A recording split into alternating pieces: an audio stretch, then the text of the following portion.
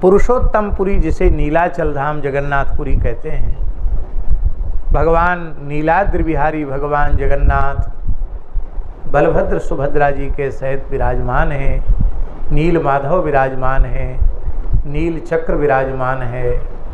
बड़ी दिव्य महिमा है जगन्नाथपुरी की। स्कंद पुराण में, ब्रह्म पुराण में, अनेक पुराणों में नीलाचल धाम का विस्तृत महात्म्य का वर्णन है। वैसे सभी धाम सभी युगों में होते हैं, पर सतयुग का धाम बद्रीनारायण, त्रेता का धाम श्री रंगनाथ रामेश्वरम, द्वापर का धाम द्वारिकापुरी और कलयुग का धाम श्री जगन्नाथपुरी। अब महंत जी हमारे स्वस्थ हो जाएं तो महंत जी को हमको जगन्नाथपुरी ले जाना है।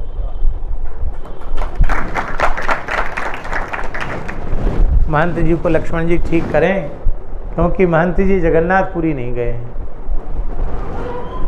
हवाई जहाज से ले जाएंगे महंत जी को। चलेंगे महंत जी? हाँ ठीक है।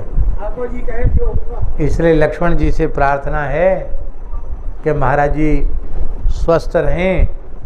तो बाबूजी के यहाँ क्षीरचोरा गोपीनाथ जी में कथा है, उसी कथा में महाराज जी को ले चलेंगे, फिर वहाँ से उनको जगन्नाथ जी का दर्शन करा के और फिर भेज देंगे। तो जगन्नाथपुरी में, जगन्नाथपुरी को, जगन्नाथ जी का क्षेत्र तो है ही है, पुरुषोत्तमपुरी है। उस क्षेत्र को श्री क्षेत्र कहा जाता है। क्या कहा जाता है? श्री क्षेत्र। श्री क्षेत्र का अर्थ है भगवती महालक्ष्मी ने वहाँ बड़ी कठोर तपस्या की। कठोर तप करके लक्ष्मी जी ने भगवान को प्रसन्न किया और भगवान से वरदान मांगा, प्रभु ये आपके अंशभूत जीव आपसे विमुख होकर के अविद्या माया के चक्र में पड़ करके अनेक प्रकार के दुष्कर्म करते हैं, घोर नरकों की यातना भोगते हैं। आप बार बार इन्हें मनुष्य बनाते हैं, ये बार बार आपकी कृपा करुणा को ठुकराते हैं। ये बेचारे संसार के चक्र में भटकते रहते हैं। इसलिए आप इन जीवों पर ऐसी कृपा करो कि श्री जगन्नाथपुरी में आकर इस श्री क्षेत्र में बैठकर जो एक बार आपका दर्शन कर लें और अत्यंत श्रद्धा पूर्वक आपके महाप्रसाद को ग्रहण कर लें, वो मुक्त हो जाए। यहाँ प्रसाद में दोष न रहे। प्रसाद को वहाँ झूठा नहीं माना जाता है, झूठा मानने से अपराध लगता है। प्रसाद की महिमा सर्वत्र है, पर लक्ष्मी जी के वरदान के प्रभाव से जगन्नाथपुरी में महाप्रसाद की विशेष महिमा है। इसलिए कहावत है, जगन्नाथ को भात जगत पसारे हाथ। तो उस समय अब सब प्रसाद पापा के मुक्त होने लगे। तो एकादशी महारानी आई, बोली महाराज हम तो यहाँ तो हमारा कोई चलावा ही नहीं है, हम चलते नहीं यहाँ। तो उन्होंने कहा एकादशी का तिरस्कार नहीं है, पर यहाँ एकादशी की विशेष महिमा न होकर महाप्रसाद की विशेष महिमा है, इसलिए तुम भी यहाँ महाप्रसाद सेवन करो। तो लोग कहते एकादशी उल्टी टंगी, तो झूठी बात है। एकादशी महारानी का एक छोटा मंदिर है, वो हाथ जोड़कर जगन्नाथ जी का दर्शन कर रही हैं, वो भी एकादशी को प्रसाद पाती है। तो एकादशी को अन्न खाने का निषेध है, जगन्नाथ जी का महाप्रसाद पाने का निषेध नहीं। हमारे वृंदावन में श्री राधा वल्लभ संप्रदाय के एक महान रसिक आचार्य चरण हुए, जिनके सेव्य ठाकुर जी पन्ना में विराजमान हैं, ठाकुर जुगल किशोर जी। ओरछा के राजगुरु श्री हरिराम जी व्यास। हरिराम व्यास जी का एक दोहा है, कोटि कोटि एकादशी। क्या? कोटि कोटि एकादशी महाप्रसाद को अंश। क्या? कोटि कोटि एकादशी महाप्रसाद को अंश, तिनको यह पर व्यास ही यह प्रतीत है, जिनके गुरु हरिवंश। व्यास ही यह प्रतीत है, जिनके गुरु हरिवंश। आज भी राधा वल्लभ संप्रदाय में लोग एकादशी नहीं करते हैं, भगवान को जो भोग लगता वही प्रसाद पाते हैं। उनके अपने परंपरा की मर्यादा उनके लिए ठीक है, पर जहाँ जिन परंपराओं में एकादशी का व्रत किया जाता है, उन्हें श्रद्धापूर्वक एकादशी का व्रत करना चाहिए, क्योंकि एकादशी को भी तो जो फल आदि भोग लगाते हैं वो प्रसाद ही है। तो अमनिया थोड़ी सेवन करता, वैष्णव तो प्रसाद ही सेवन करता है, वो भी प्रसाद ही है। तो प्रसाद पाना चाहिए, एकादशी को फलाहार प्रसाद लेना चाहिए। बाकी जगन्नाथपुरी की मर्यादा है, हम प्रतिदिन अपने दिन का आरंभ जगन्नाथ जी के महाप्रसाद से करते हैं। स्नान करके तिलक पीछे धारण करेंगे, संध्योपासन पीछे करेंगे, नित्य नियम पीछे करेंगे। सबसे पहला काम श्री जगन्नाथ जी का महाप्रसाद का कण लेना, फिर श्री ठाकुर जी का चरणामृत लेना, फिर श्री गुरुदेव भगवान का संतों का चरणामृत लेना, फिर गुरुदेव भगवान की चरण रज अपने मस्तक पर धारण करना, ब्रजरज अवधरज कुछ एक कण मुख में लेना। ये काम रोज करते हैं, नियम से करते हैं। तो हमसे लोग पूछते, महाराज आप कहते कि जगन्नाथ जी का प्रसाद रोज लेना चाहिए, एकादशी को क्या करें? तो हम उनको कहते तुम्हारा जैसा मन आवे सो करो, हम तो एकादशी को लेते हैं।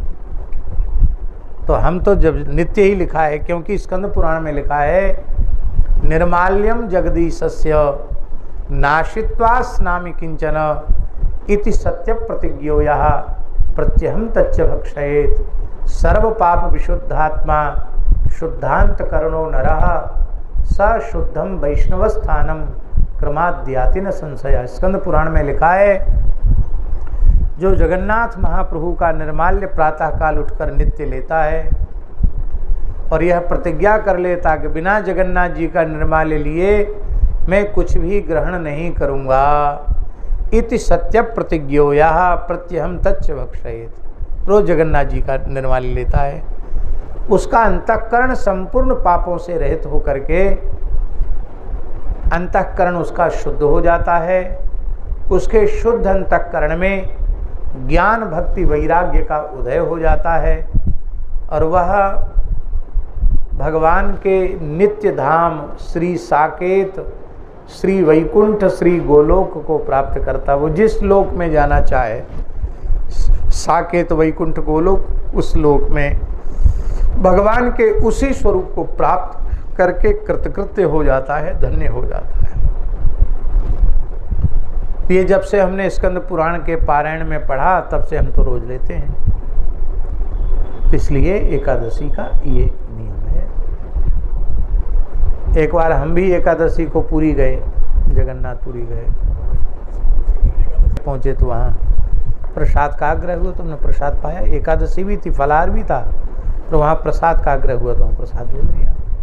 पर उसमें मन में कोई ऐसी ग्लानि नहीं हुई कि अरे भाई आज एकादशी को हमने ये खा लिया। प्रसन्नता हुई। हमारे साथ गंगादास जी थे, वहाँ गए थे।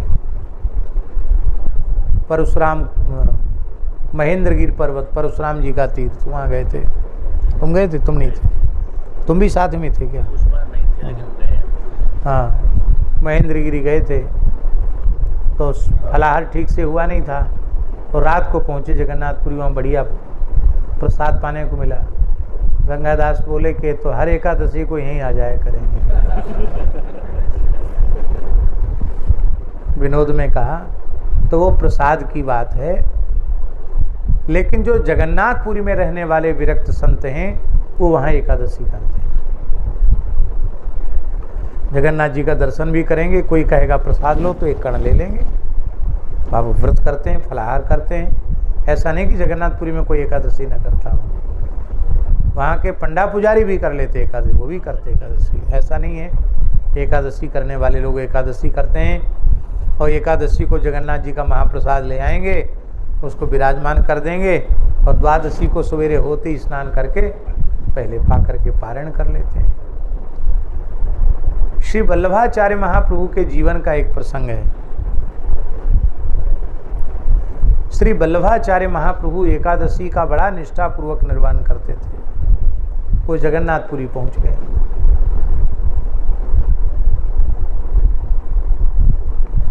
एकादशी को समुद्र स्नान करके जगन्नाथ जी का दर्शन करने गए। जगन्नाथ जी का दर्शन करने गए और उसी दर्शन करके आ ही रहे थे, वहीं मंदिर में ही थे, तब तक किसी ने लाकर उनको महाप्रसाद जगन्नाथ जी का दिया। जगन्नाथ जी का महाप्रसाद देखते ही एकदम अश्रुधारा बहने लगी, भाव विवल हो गए। अब जगन्नाथ जी के महाप्रसाद की महिमा का वर्णन करने लगे। तो वर्णन करते करते पूरा दिन बीत गया, एकादशी का पूरी रात बीत गई महिमा गाते गाते। और जब सवेरे द्वादशी हुई तो बोले ऐसे दिव्य महाप्रसाद से ही एकादशी का पारण करना चाहिए। तो एकादशी की मर्यादा भी उन्होंने रख ली और महाप्रसाद भी पा लिया। तो दोनों काम भी किया जा सकते हैं। बाकी हमारा ऐसा मन का भाव है कि जगन्नाथ जी में तो श्री मंदिर क्षेत्र में जो मिले उसको महाप्रसाद जगन्नाथ जी का अधरामृत मान करके उसे ग्रहण करना चाहिए। बोलो महाप्रसाद की, एकादशी महारानी की। महान वीर श्री रामचंद्र प्रभु की उपासना करो, उनकी आराधना करो। क्यों? साधे सिद्धि होए, उनको साधने से सब कुछ सिद्ध हो जाएगा, कुछ भी असिद्ध नहीं रह जाएगा, सब कुछ सिद्ध हो जाएगा। अच्छा एक बात बताओ, ये जो संसार के विकार हैं, काम क्रोध लोभ मद मोह मत्सर आदि, इनसे लड़ते लड़ते कितने जन्म हम लोगों के बीत गए।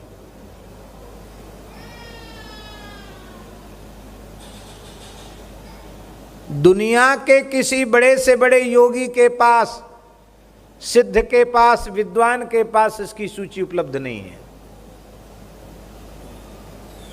इन विकारों से लड़ते लड़ते लड़ते लड़ते सैकड़ों नहीं, लाखों करोड़ों नहीं, असंख्यों जन्म बीत गए।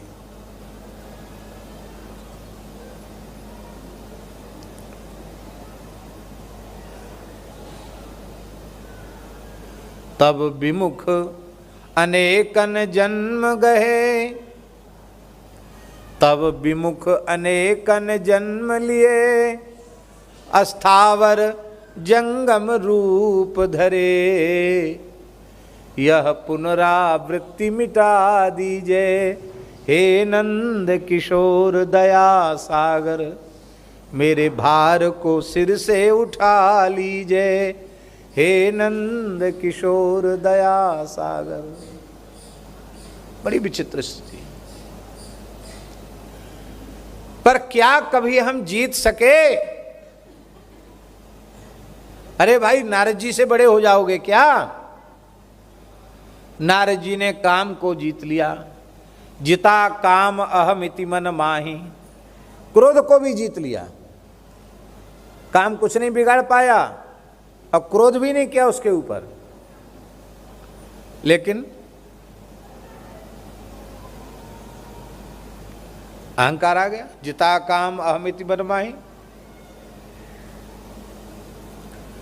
और जब अहंकार रह गया तो उसने काम को भी बुला लिया, क्रोध को भी बुला लिया है। नारद जी जैसे महान संत में तुलसीदास जी कहते हैं, जप तप कछु न होए तेहि काला, हे विधि मिले कवन विधि बाला। ये नारद जी की स्थिति हो गई।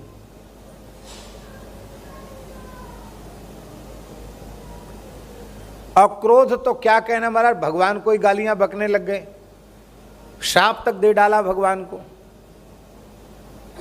नारद जी में ये सब है नहीं, हम लोगों को सिखा रहे हैं नारद जी।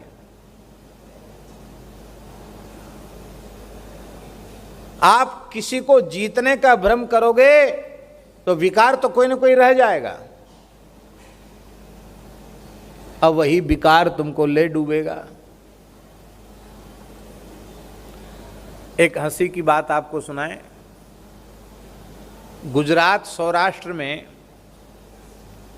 एक जगह है सारंगपुर, वहाँ हनुमान जी का नाम है श्री कष्टभंजन देव। राम स्नेही परंपरा का स्थान है। राम स्नेही नहीं, क्या कहते हैं, स्वामीनारायण, स्वामीनारायण परंपरा का स्थान है। वहाँ भूत प्रेत ठीक होते हैं हनुमान जी के दरबार में। तो हम लोग पहली बार दर्शन करने गए तो एक दुबला पतला सा लड़का था। ये हमारे पुजारी है ना मधुसूदन दास, इकहरे शरीर के, इनसे भी थोड़ा और दुबला था। जैसे ये दुबले पतले हैं, इनसे भी शायद और अधिक दुबला होगा। तो उसको पुजारी ने ऐसे अगरबत्ती दिखाई हनुमान जी को करके, वो तो इतनी ताकत आ गई उस लड़के में कि अच्छे अच्छे तगड़े आदमी उसको पकड़ ना पाए, उठा के फेंक दे सबको। अब हनुमान चालीसा पाठ कर रहे थे, भूल गए, डर गए महाराज देख के। भूत का पहली ऐसा नाटक, इतना भयंकर नाटक पहली बार देखा भूत का। तो वहां जानकारी करने से पता चला वो साधु था महाराज, वो जो जिसके ऊपर भूत थे वो साधु ही था बेचारा। बोले इस पे 71 भूत थे। कितने? 70 और 1 71 भूत थे इस पर। हमने कहा कितने बाकी बचे हैं? बोले धीरे धीरे हनुमान जी सब उतार रहे हैं, अभी 5-7 बचे हैं, कुछ बार और आएगा वो खत्म हो जाए, ठीक हो जाएगा। पहले इस पे 71 भूत थे। तो हम लौट के आए तो यहाँ महाराज जी इसको हमने सारी बात, महाराज जी पूछते भी थे, कहो पंडित जी कहाँ कहाँ घूम के आए, कुछ समाचार सुनाओ। हमने कहा महाराज ऐसा विचित्र चमत्कार देख के आए हैं। महाराज जी बोले तुमने इससे क्या प्रेरणा ली? हमने कहा हमने तो कुछ नहीं सोचा। बोले इससे ये प्रेरणा लेनी चाहिए कि 71 भूत थोड़ी उस पर आए होंगे, एक भूत आया होगा। एक भूत आ गया तो उसने अपने जैसे 70 और बुला लिए। ध्यान में आई बात, एक भूत आ गया तो उसने अपने जैसे 70 और बुला लिए। ऐसे ही एक कोई सत्पुरुष तुम्हारे जीवन में संपर्क में आ जाएगा तो उस सत्पुरुष से जुड़े हुए जितने सत्पुरुष हैं वो सब तुम्हारे पास आ जाएंगे। एक कोई दोष दुर्गुण जीवन में आ जाएगा तो वो दोष दुर्गुण अपने जितने संगी साथी है ना उन सब को इकट्ठा कर लेगा। इसलिए दुर्गुणों से, दुष्ट पुरुषों से सदा अपने को बचाना चाहिए। ये प्रेरणा इस प्रसंग से लेनी चाहिए, ये महाराज जी ने कहा।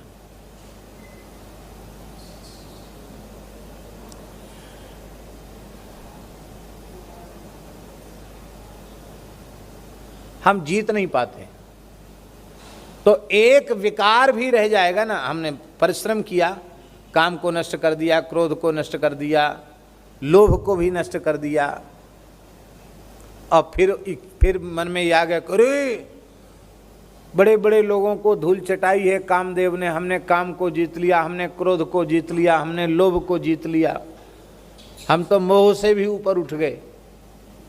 ये अहंकार आ गया तो फिर सब काम क्रोध लोभ मद मोह सब इकट्ठे हो जाए, फिर आ जाए।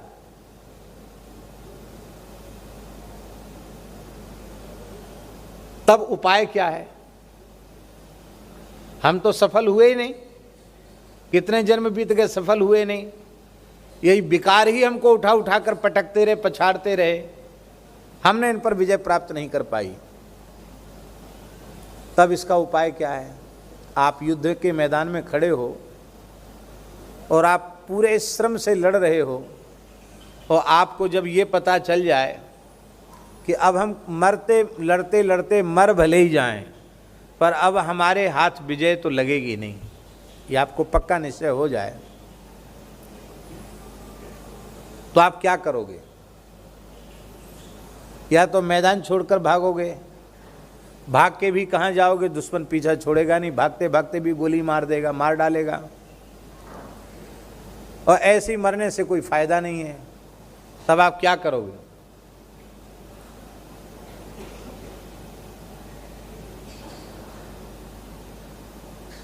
मान लो पाकिस्तान अपना परिणाम भोगने के लिए पिटने लग जाए, और पिटते पिटते पिटते पिटते उसे लगे कि अब तो हमारा अस्तित्व ही समाप्त हो जाएगा, तो वो क्या करेगा? किसी बलवान का सहारा लेगा कि नहीं? किसी बलवान का सहारा लेगा।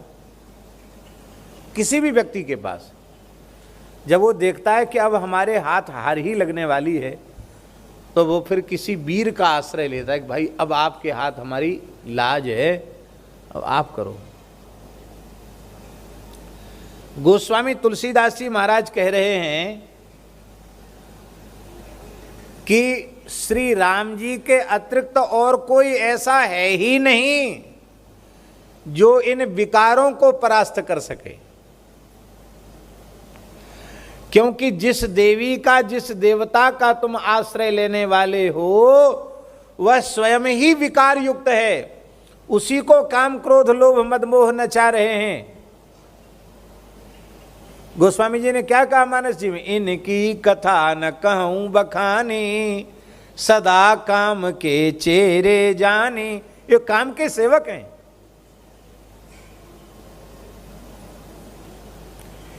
जो स्वयं विकार युक्त होगा वो भला तुम्हें निर्विकार कैसे बना सकेगा? तब कौन है ऐसे? बोले ऐसे राम जी। उन राम जी को हृदय में बसा लो तो क्या होगा? बोले ममता तरुण तमी अंधियारी, राग द्वेष उलूक सुखकारी, तब लगी बसत जीव मन माही, जब लगी प्रभु प्रताप रवि नाही। भगवान हृदय में आकर विराज जाएंगे, वहां कोई विकार नहीं रह जाएगा। अपने हृदय में प्रभु को बसाइए, भगवान को हृदय में बसाइए। बोले भगवान हृदय में कैसे बसेंगे? यदि आप ईमानदारी से निर्विकार होना चाहते हैं तो आप अपने हृदय में प्रभु को बसाइए, भगवान को बसाइए। भगवान हृदय में कैसे बसेंगे? इसका उत्तर है संसार हृदय में कैसे बसा। जैसे आपके हृदय में संसार बसा है, ऐसे ही आपके हृदय में श्री ठाकुर जी, श्री जी बस जाएंगे। संसार कैसे बसा? इन देह गेह में आसक्त भोगी पुरुषों का कुसंग करने से, विषयी पुरुषों का कुसंग करने से, बार बार इनके कुसंग में बैठ करके पर निंदा पर चर्चा सुनने से, कंचन कामने की ही चर्चा सुनने से हमारा मन मलिन हुआ है, हमारे हृदय में संसार घुसा है। ऐसे ही बीतराग संतों के चरणों में बैठकर जब बारंबार भगवान के मंगलमय चरित्रों को सुनेंगे, बारंबार भगवान के प्राण प्यारे भक्तों के चरित्रों को सुनेंगे, तो हृदय में घुसा हुआ संसार बाहर निकल जाएगा, हृदय में ठाकुर जी बस जाएंगे। हम मनुष्य हैं, देवता नहीं हैं, साधारण मनुष्य हैं, और हमारी हालत ये है कि सार्वजनिक मूत्रालय में हम लघुशंका करने नहीं जा सकते।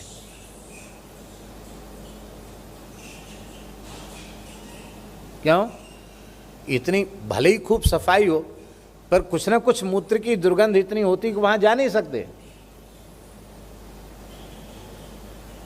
हम मनुष्यों ने, पर हमारी हालत है। और जहां वासना की दुर्गंध भरी भई हो, वहां प्रभु कैसे खड़े होंगे? ये कचरा भीतर भर रखा है, ये सत्संग से कचरा साफ होगा।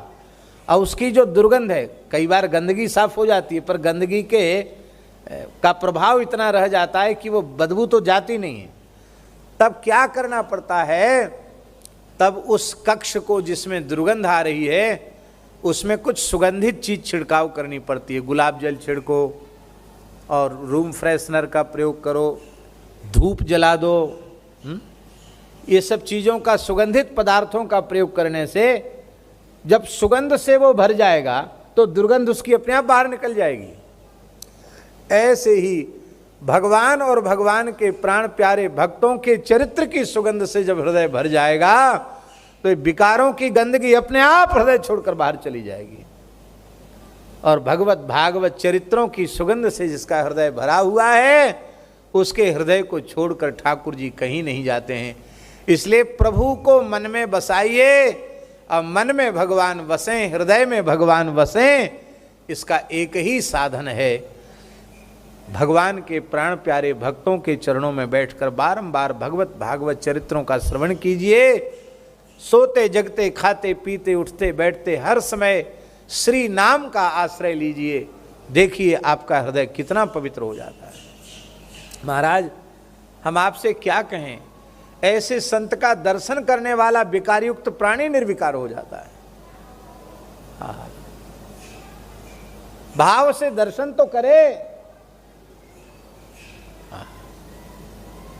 साधे सिद्धि होए। तो ये देवता वीर नहीं है, महावीर भी नहीं है, क्योंकि ये स्वयं ही काम क्रोध आदि विकारों के चेहरे बने हुए हैं। ऐसे तो सर्वसमर्थ भगवान श्री राम हैं, भगवान श्री कृष्ण हैं, भगवान श्री हरि हैं। अरे भाई, आप काम को जीतना चाहते हो ना, तो कृष्ण का आश्रय लो। अनंत कोटि ब्रजांगनाओं के साथ रास विलास करने के बाद भी उनके चित्त में विकार नहीं है, उनके चित्त में क्षोभ नहीं है। आया था कामदेव भगवान से लड़ने, भगवान से लड़ने आया था वृंदावन में। नारद जी के पास गया, बोले हमारी भुजाओं में खुजली मच रही है। नारद जी ने कहा खुजली हो गई हो तो खुजली वाली कोई दवाई लगा लो। बोलो वैसी खुजली नहीं है, दवाई वाली खुजली नहीं है। कर क्या खुजली है? बोले हमसे कोई लड़ने के लिए तैयार नहीं, बड़े बड़े लोगों को हमने धूल चटाई है। या तो कोई लड़ने वाला बताओ, नहीं तो आप स्वयं हमसे लड़ो।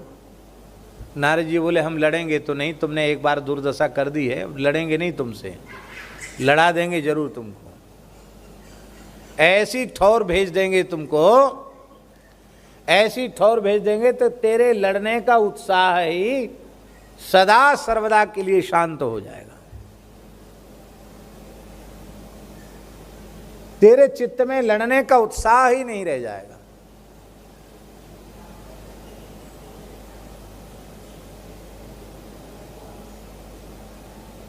श्री वृंदावन बिहारी लाल। एक कुर्सी ले आओ, एक कुर्सी ले आओ, कंबल बिछा दो उस पर, कुर्सी ले आओ।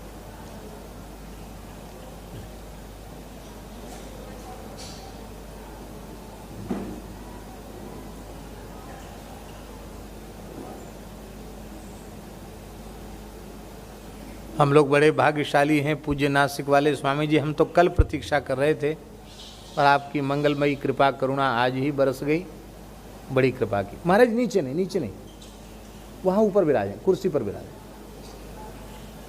हमको संकोच हो रहा, आप वहाँ विराजें, कंबल बिछाओ।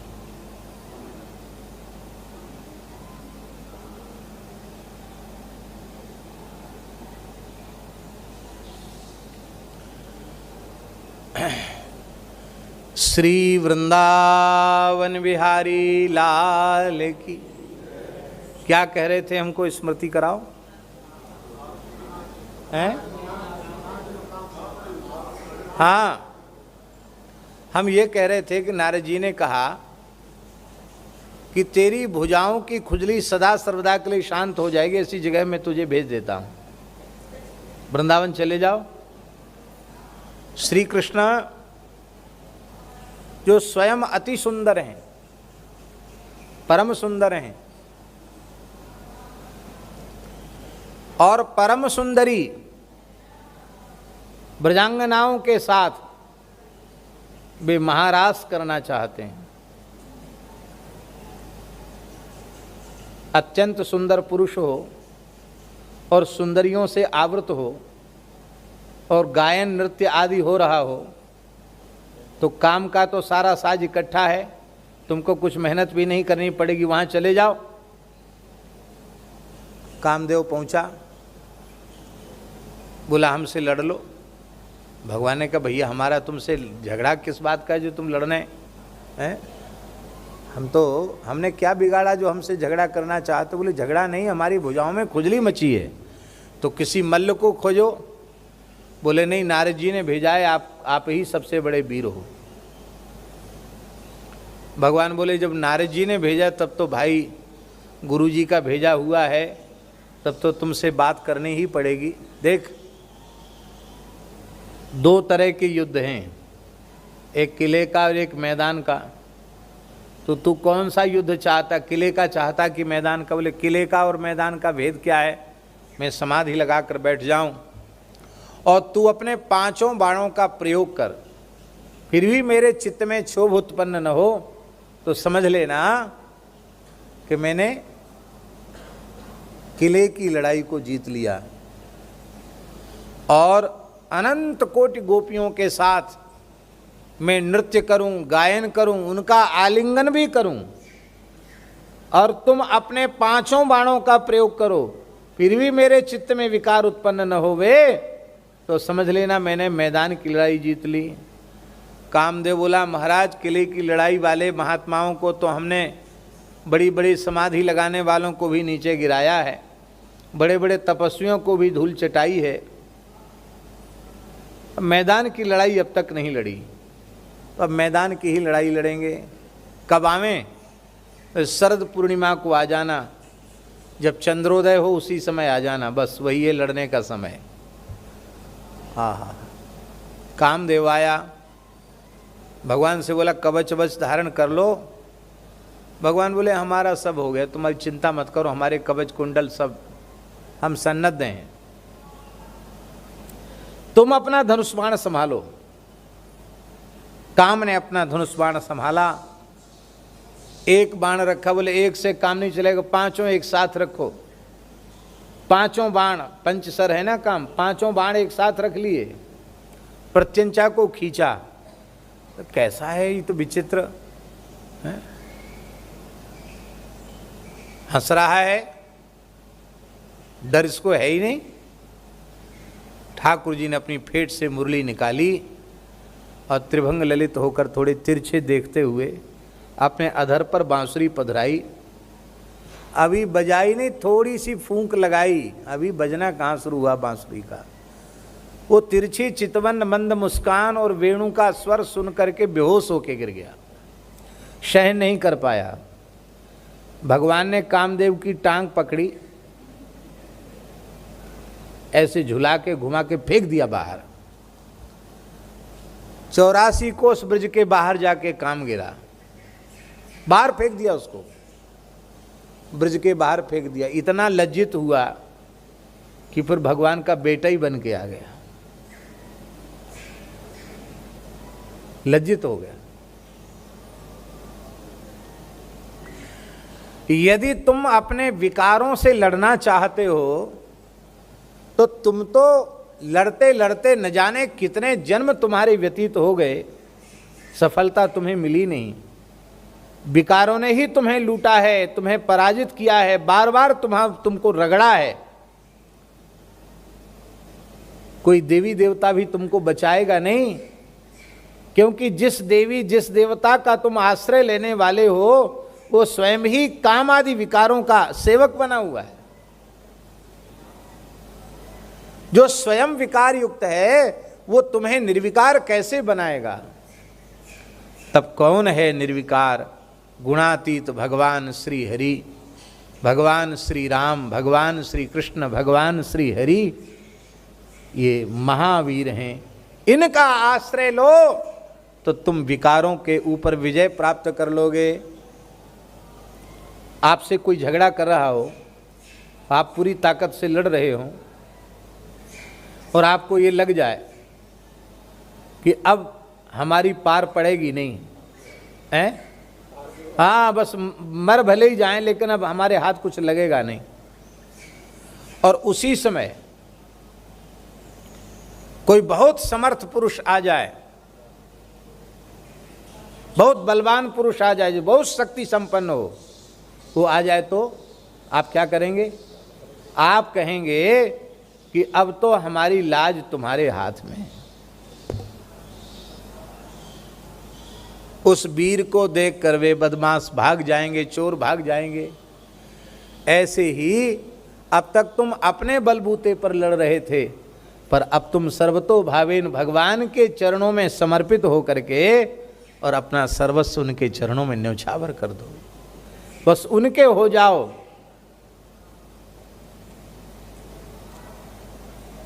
जब तक घर आपका है तब तक जिम्मेवारी आपकी है।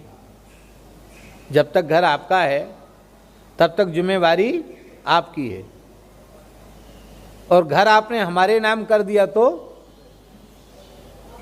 अब जिम्मेवारी हमारी है। ऐसे ही जब तक इसको अपना घर बना के रखा था तब तक जिम्मेवारी हमारी थी। और यह भवन प्रभु तोरा, मम हृदय भवन प्रभु, विनय पत्रिका में, मम हृदय भवन प्रभु तोरा, तहाँ आय बसे बहु चोरा। ये हमारा हृदय तो आपका भवन है, और इसमें चोरी हो जाए तो इसमें फिर आपकी बदनामी होगी, हमारी बदनामी नहीं होगी। इसलिए गोस्वामी जी कहते हैं, वीर महा अवराधिये, महावीर रघुवीर की उपासना करो, क्योंकि साधे सिद्धि होए। इनको साध लोगे तो तुम्हें सिद्धि प्राप्त हो जाएगी, तुम निर्विकार हो जाओगे, अविद्या माया को जीत लोगे और सकल काम पूर्ण करे। ये तुम्हारी संपूर्ण कामनाओं को पूर्ण कर देंगे। इसके दो भाव हैं। एक भाव तो ये है कि इतना दे देंगे कि फिर कामना करने की आवश्यकता नहीं रह जाएगी। दूसरा भाव ये है कि ऐसा कोई प्राणी आज तक सृष्टि में उत्पन्न ही नहीं हुआ जिसकी सारी कामनाएं पूरी हो गई हैं। हुआ ऐसा कोई उत्पन्न? कामनाओं के जाल में ही तो जीव उलझा हुआ है। कामनाओं से विमुक्त होने का उपाय है अकाम हो जाना है? आप कामना करना ही छोड़ दो, खत्म। एक महापुरुष के चरणों में हमको बचपन में रहने का अवसर मिला, जब शरीर की आयु लगभग 10 वर्ष की रही होगी। परम पूज्य स्वामी श्री शरणानंद सरस्वती जी महाराज, पूज्य कृपात्री जी के गुरु भाई थे। श्री स्वामी ब्रह्मानंद सरस्वती जी के, शंकराचार्य जी के कृपा पात्र थे। बड़े अद्भुत महापुरुष थे।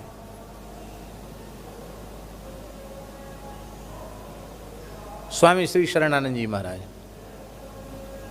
किस प्रसंग में, हम तो नाम बात ही भूल गए, किस प्रसंग में कह रहे थे? हैं? क्या कह रहे थे? हैं? हाँ, कामना के ऊपर कह रहे थे। तो उनके मन में इच्छा हुई, एक घाट बनवाना चाहते थे वो।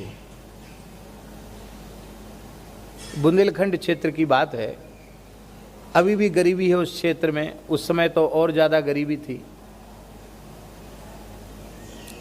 तो कुछ लोग इकट्ठे हो गए और भाई सब मिलजुल के घाट बनाओ। क्योंकि पर्व के समय पर यहाँ लोग स्नान करने आते हैं। पत्थर टेढ़े बड़े पत्थर हैं, बढ़िया घाट बन जाएगा तो लोग स्नान करेंगे। तो लोग कह रहे थे हम इतना दे देंगे, हम इतना दे देंगे। स्वामी जी चुपचाप बैठे थे। ये घटना मेरे सामने की। अब वो घाट तो बनाने में बड़ा खर्च आता है, कोई छोटा मोटा खर्च तो नहीं आता। क्यों? पक्का घाट नहीं बने तो बाढ़ में बह जाएगा। पहाड़ी नदियों में पानी भी खूब, बाढ़ भी बहुत तेज आ जाती है। तो एक सज्जन उठ के खड़े हुए, बोले महाराज मेरी प्रार्थना है कि ये पूरा घाट बनाने की सेवा इस सेवक को मिले। पूरा घाट बढ़िया से बढ़िया, बस आप तो स्वीकृति दे दो कैसा बनना है, बढ़िया से बढ़िया बन जाएगा घाट। पर एक शर्त है, दूसरे का पैसा नहीं लगना चाहिए, पूरा पैसा मैं ही लगाऊंगा। स्वामी जी बोले आपका काम क्या है, क्या धंधा है आपका? तो थोड़ा सकुचाया, नहीं बताओ क्या धंधा है। बोला महाराज इस संभाग में जितने बड़े बड़े ठेके हैं शराब के, वो सब काम इस सेवक का ही है। और 5-7 जिलों में सबसे बड़ा व्यापारी था शराब का। स्वामी जी बोले घाट पर लोग नहाने इसलिए आएंगे कि उनको पुण्य मिले, और तुम्हारे पैसे से जो घाट बनेगा उस पर नहाने से पुण्य तो मिलेगा नहीं, पाप ही लगेगा, क्योंकि तुम्हारा धन अशुद्ध है, इतने लोगों को व्यसनी बना रहे हो, इसलिए तुम्हारा धन नहीं हम स्वीकार करेंगे कि तुम्हारा धन अपवित्र है। तो वह व्यक्ति बोला कि स्वामी जी फिर घाट भी नहीं बनेगा, क्योंकि गाँवड़े के लोग बैठे ये घाट बनाएंगे, फिर स्वामी जी घाट भी नहीं बनेगा। तो स्वामी जी ने हंसकर क्या कहा, बोले तुम मूर्ख हो, समझते नहीं हो, हम लोग सन्यासी हैं। सब लोग कहते घाट बनना चाहिए, तो हम कहते हाँ बनना चाहिए।